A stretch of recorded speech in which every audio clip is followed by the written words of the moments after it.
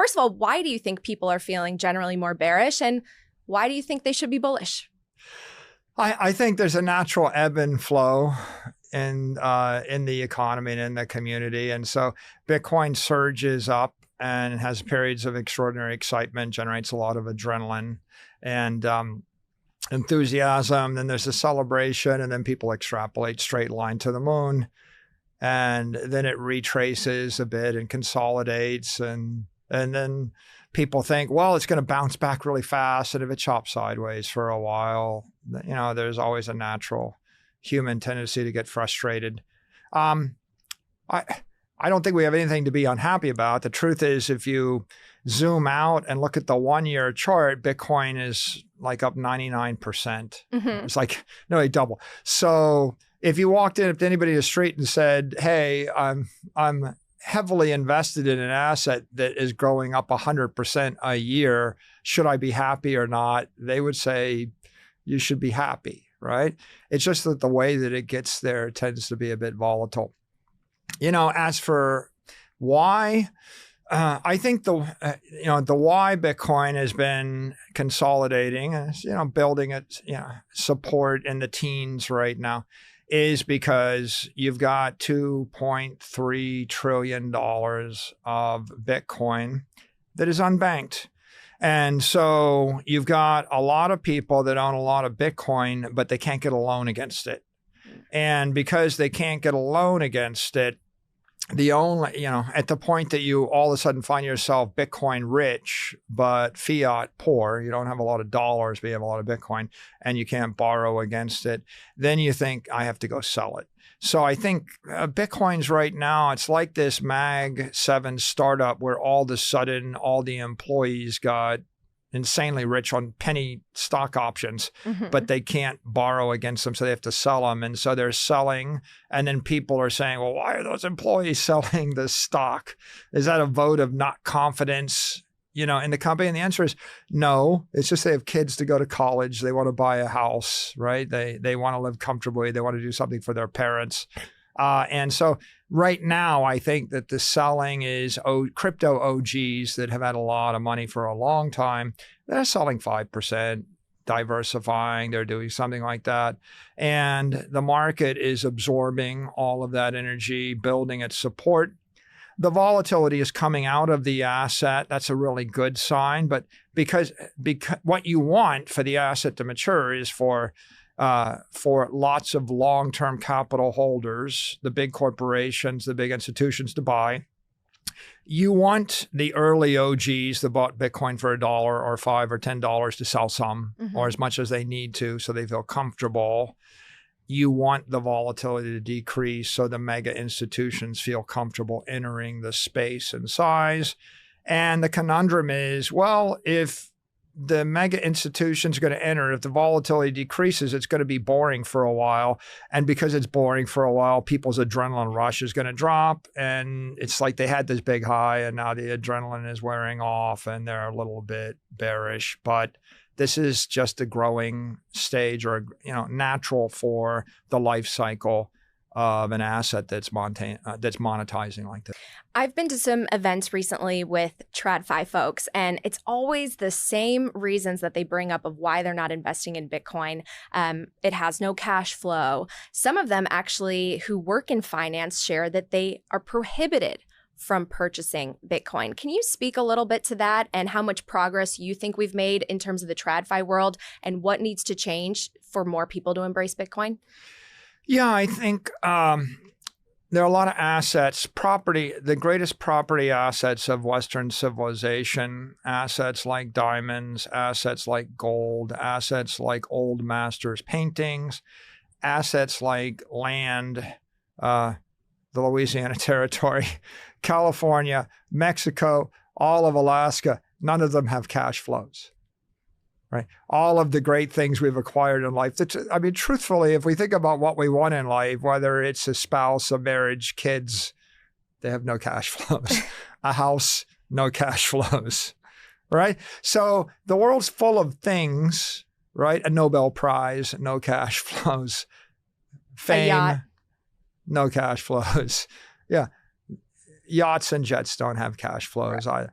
So the world's full of things that are deemed valuable in the world. They have no cash flows. And of course, as we know, the perfect money has no cash flows. The whole definition of money, a liquid, the most saleable asset. But if you want something to be money, you want it to have no utility value.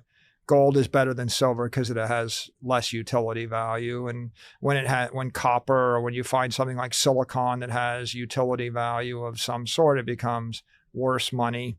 And so I think probably people say, they say, well, we don't really think this is good investment asset because it has no cash flows. That's an opinion that has developed in 2 generations.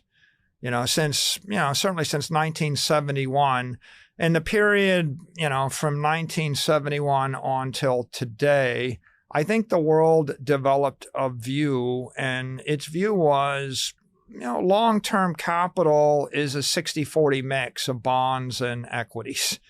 And bonds had some dividend yield to them, and then bonds had some coupon, and equities had some dividend yield or some earnings.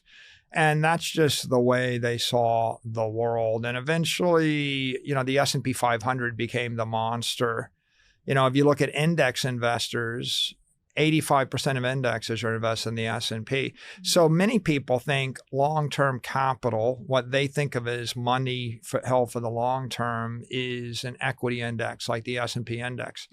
Vanguard, they commercialized this, and they made famous the idea of the Vanguard 500 and the Vanguard Index Fund.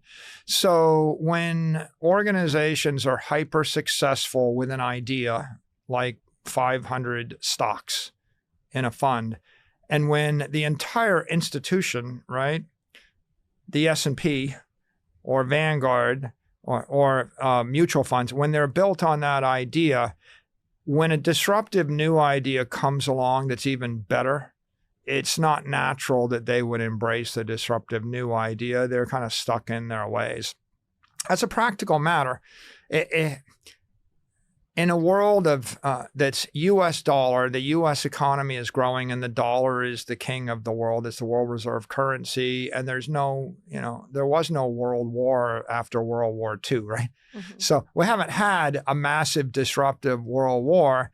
Then you're living in a very particular situation, a particular time, and you could fall into. In calculus, we call it a particular solution to a differential equation. If all of the boundary conditions are set, and if this, and if this, and if this, and if this, and if this, then you can just plug in this number and you'll get out that answer. And that is true as long as you don't change any of the boundary conditions of the assumption. If you've got the solution for aluminum, and then I change the metal to steel, then the formula doesn't work. Mm-hmm. So at that point, you can't use a particular solution. You have to use the homogeneous solution. You have to be not the engineer, but you have to be the physicist. You can't be the trade craftsman with the simple lookup table of the answer. You actually have to derive it from first principles. So what you see is most people have never in their life had to derive anything from first principles. They've used the particular solutions given to them by someone that taught them the answer. And that breaks down when, for example, your entire currency collapses. For example, if you live in a economy where the currency is collapsing, like Lebanon, and they freeze your bank account and the currency goes to zero, or anywhere in Africa, or if you lived in Argentina when the currency collapsed, then if you actually owned anything with cash flows, they're all worthless. So the irony, of course, is one of these good traditional safe assets that generates cash flows. Well, not in Nigerian currency, not in the Bolivar, not in the peso, not in the Lebanese currency, not in the Iraqi or the Afghani currency. I can give you not in a Russian currency, before the collapse of the ruble that took place at the turn of the century, 96 or something. So the people that have these ideas, they have a particular set of solutions that work in a very stable, closed ecosystem that's never been challenged either with external stress or never encountered a new idea. When the people that will get Bitcoin will either come out of very chaotic environments, collapsing currency environments where they had to think for themselves, or they'll be at their base kind of scientists, first principles thinkers, people that question everything and rederive it.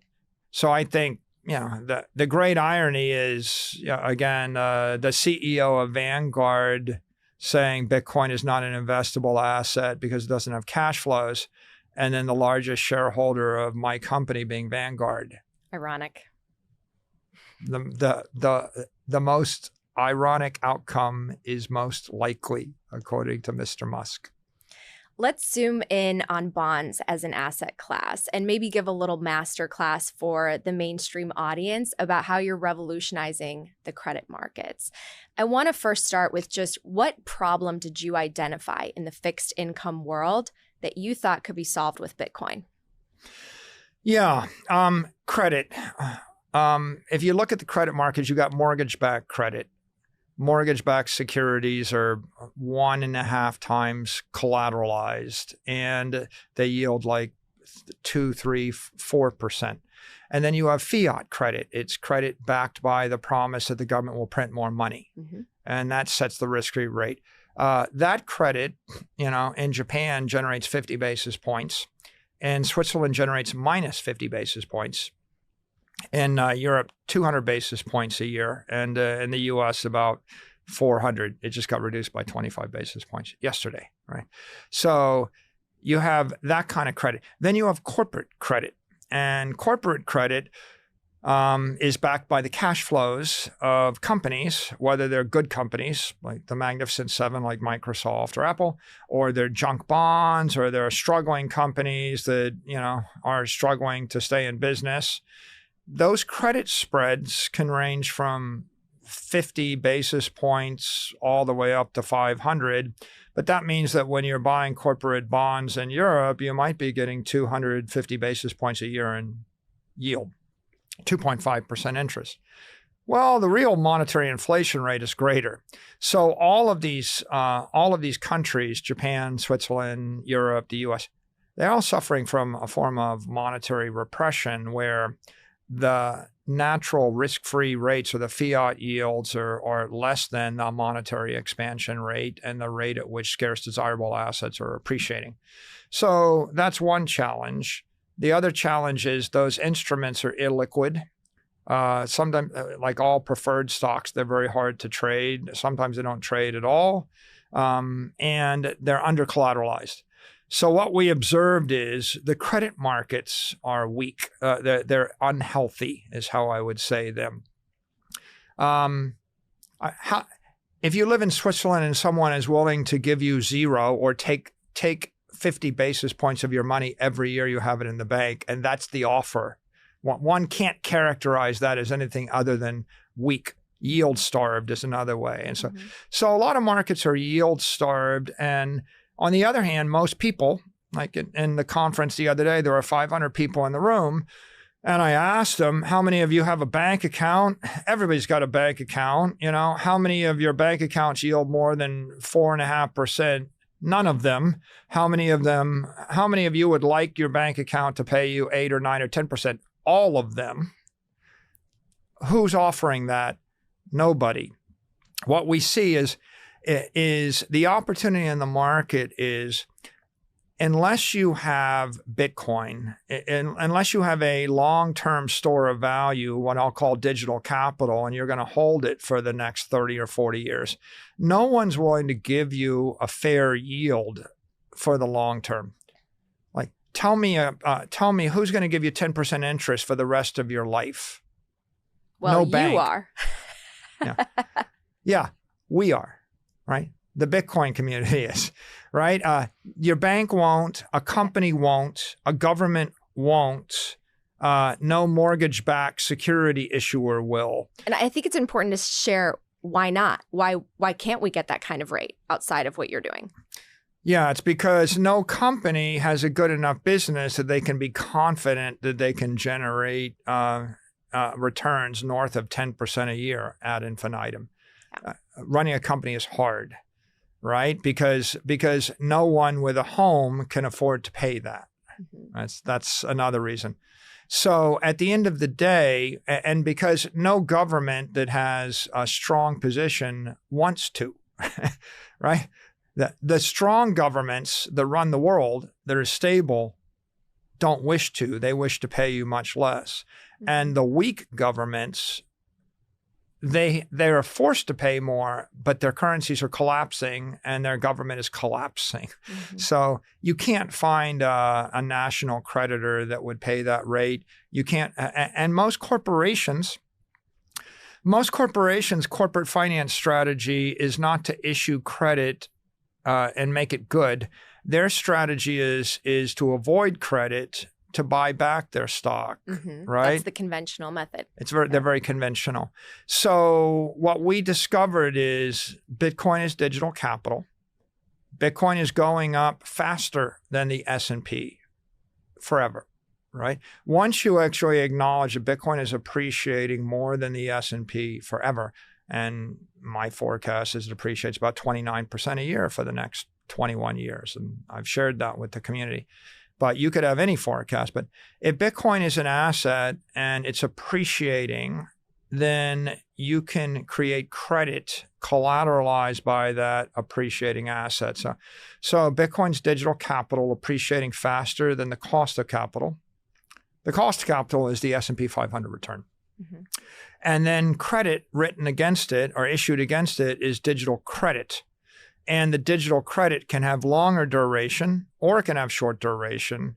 It can have higher yields. It can be in any currency because Bitcoin is a stronger currency, right? One of the keys in the credit market is if you're going to issue a credit instrument in a currency, you want it to be weaker than the collateral you hold. So if you issue the credit in a currency which is stronger than the currency you hold, you'll be upside down and you'll go bankrupt, right? And this happens, for example, when they borrow in dollars and they live in a country where the currency collapses, they're bankrupted, right? So what you want to do is you want to issue the credit in these other currencies. And so we can issue credit in yen or francs or Swiss francs or in euros or in dollars because all of those currencies are weaker than the Bitcoin currency, right? And so we discovered that we could take on any kind of currency risk. We can we can offer higher yields. We can offer yields like a distressed debt, like a company going out of business, but we can then over-collateralize them so that they look better than an investment grade. Investment grade companies in the United States aren't 2x or 3x over-collateralized. We can create 5, 6, 7, 8, 10x over-collateralized credit. So we can create credit which is less risky. We can create durations which are longer. We can create yields that are higher. And because we can create those in perpetual instruments, we can take them public. And if we take them public, then they'll have more liquidity.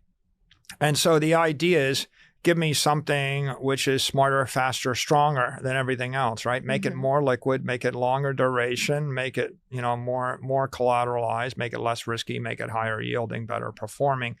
And the opportunity of any kind of Bitcoin treasury company is you have the world's best collateral. You have Bitcoin, digital capital. If you issue digital credit, you'll have the world's best credit.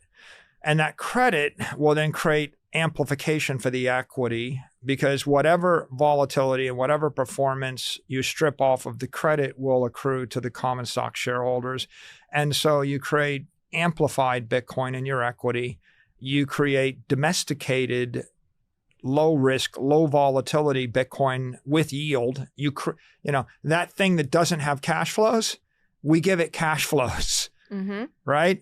I mean, the irony, of course, is, a lot of these traditional credit investors, right? The people that want to invest in cash flows, they'll invest in the bonds, or they'll invest in the bonds or the equity of a company which is losing money. or that has cash flows that don't even meet the cash flows that they're collecting, but at least it's cash flows. So what we're doing is we're giving Bitcoin cash flow. We're making it credit. That way it goes into credit indexes. And then we're creating equity, which outperforms, and that goes into equity indexes. And both of those two things raise capital. They're both gateways for capital. The capital flows into the Bitcoin ecosystem, and then we buy Bitcoin, and that finances and powers up the Bitcoin network.